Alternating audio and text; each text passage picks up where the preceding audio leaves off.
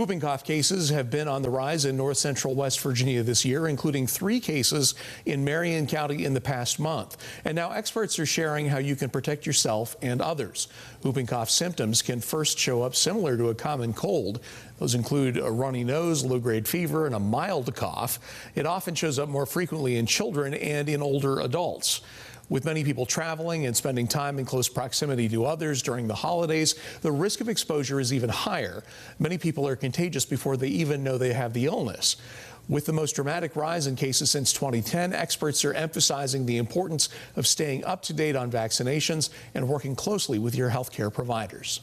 If a cough persists more than 1 or 2 weeks, then you want to go to your local general practice or family doctor to have them test, and they may test you for pertussis. And once that comes back, we will identify you and try to isolate you until you're no longer contagious. I would say that the bottom line is whooping cough vaccination is time to maximize immunity in our most vulnerable populations. Vaccines are safe and effective, and I recommend discussing with a trusted healthcare provider to really make sure that not only you, but your family, your loved ones, and our communities are safe. Look, Locant says that the sooner people can get vaccinated, the better off they'll be. He tells us it can take time for your body to make antibodies after receiving a vaccine.